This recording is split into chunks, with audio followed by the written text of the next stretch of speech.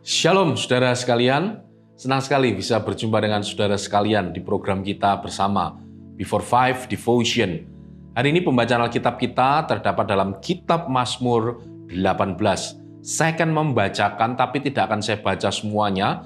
Pasal ini terdiri dari 51 ayat dan saya mendorong dan saya sangat berharap untuk Bapak Ibu di rumah bisa membacanya sampai akhir, sampai ayat yang 51. Karena ada bagian-bagian yang sangat menarik. Ada kekayaan rohani yang sangat menarik yang akan bisa memberkati kita nantinya. Saya akan mencoba membaca hanya ayat yang pertama saja dan kita akan membahasnya bersama-sama. Nyanyian syukur Daud untuk pemimpin biduan dari hamba Tuhan, yakni Daud yang menyampaikan perkataan nyanyian ini kepada Tuhan. Pada waktu Tuhan telah melepaskan dia dari cengkeraman semua musuhnya dan dari tangan Saul. Bapak Ibu Saudara sekalian, kalau kita terus mengikuti pembacaan Alkitab ini dari ayat pertama sampai ayat ke-51, ada bagian yang sangat menarik. Ada banyak ungkapan-ungkapan metafora yang digambarkan oleh Daud untuk Tuhan. Betapa Tuhan itu menjadi seorang penolong bagi Daud. Bahkan kalau kita mencermati ada kata gunung batu ditulis 4 kali oleh Daud di dalam bagian ini. Nah Bapak Ibu tentu saja ketika Daud menuliskan ini, ketika Daud mencoba menggambarkannya dalam sebuah bentuk metafora, tentu ini bukan sesuatu yang ada di angan-angan Bapak Ibu.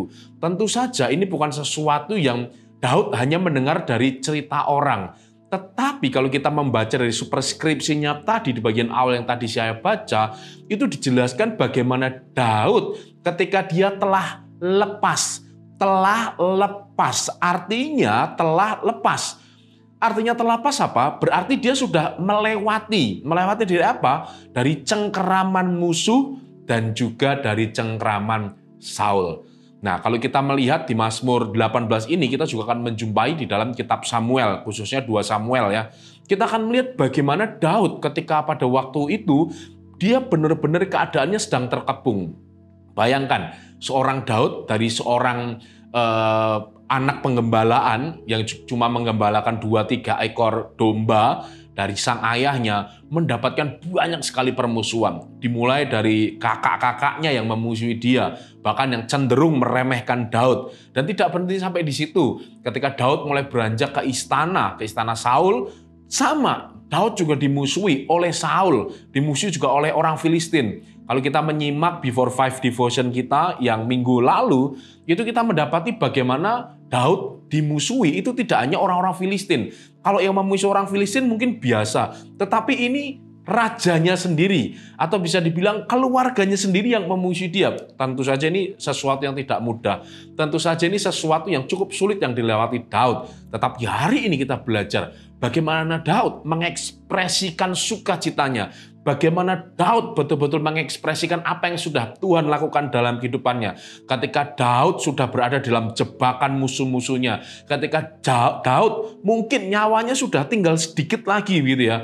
Tetapi Tuhan datang sebagai penolong. Tetapi Tuhan datang sebagai Tuhan yang membebaskan Daud dari perangkap yang dibuat oleh musuh-musuhnya. Dan ketika Daud menggambarkan bagaimana Tuhan menolong dia, itu berdasarkan pengalaman Daud bersama dengan Tuhan yang sungguh luar biasa. Bahkan dicatat, seperti tadi yang saya bilang, ada gunung batu dicatat 4 kali oleh Daud. Artinya apa? Gunung batu itu melambangkan sesuatu yang tidak goyah, sesuatu yang pasti, sesuatu yang tidak tergoyahkan oleh apapun. Begitu juga janji penyertaan Tuhan atas Daud. Tidak tergoyahkan oleh apapun. Ada banyak musuh mungkin. Ada banyak orang-orang yang mencoba membinasakan Daud. Ada banyak orang-orang yang mungkin merencanakan untuk kematian Daud. Tetapi Daud percaya. Tetapi Daud sungguh mempercayai apa yang Tuhan janjikan buat hidupnya. Bahwa tidak akan goyah apapun yang direncanakan untuk menjatuhkan dia. Bapak Ibu Saudara sekalian, pengalaman itulah yang ditulis Daud di dalam Mazmur 18 ini. Saya juga percaya bahwa setiap kita pasti memiliki banyak sekali pengalaman bersama-sama dengan Tuhan. Ada banyak sekali ketika kita di dalam kehidupan kita, mungkin kita sudah ada di akhir ambang hidup kita. Atau mungkin kita sudah benar-benar hopeless. Tidak ada lagi yang bisa memberikan harapan.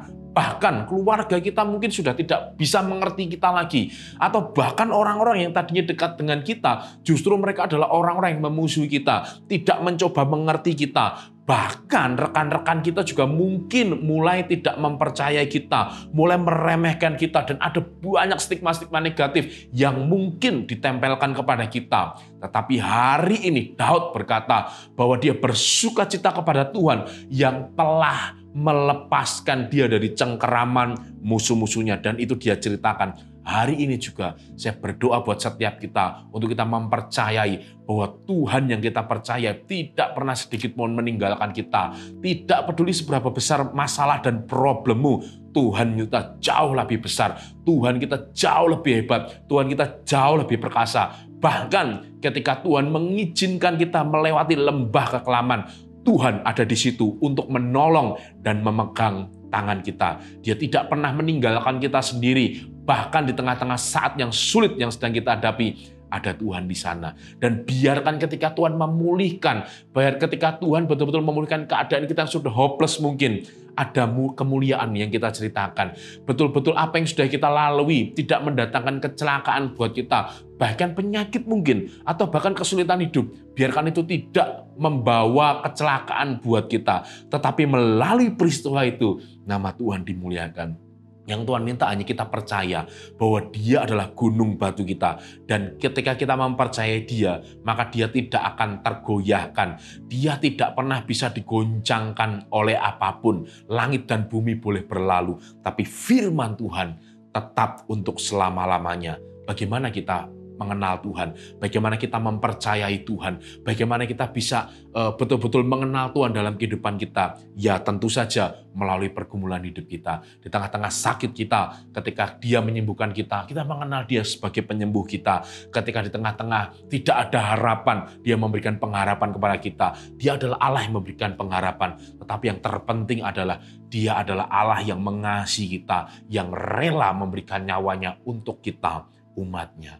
Saya berdoa biar firman hari ini boleh memberikan pengharapan dan menguatkan setiap kita dari setiap keadaan apapun yang kita hadapi. Mari kita berdoa.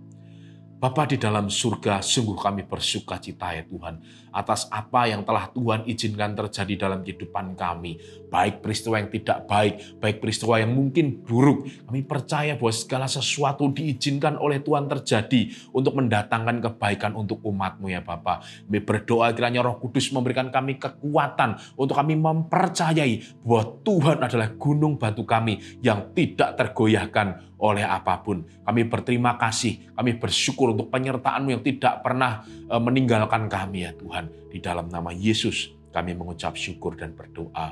Amin. Sekali lagi saya berdoa, kiranya firman ini boleh memberkati kita sekalian. Tuhan Yesus memberkati. Shalom.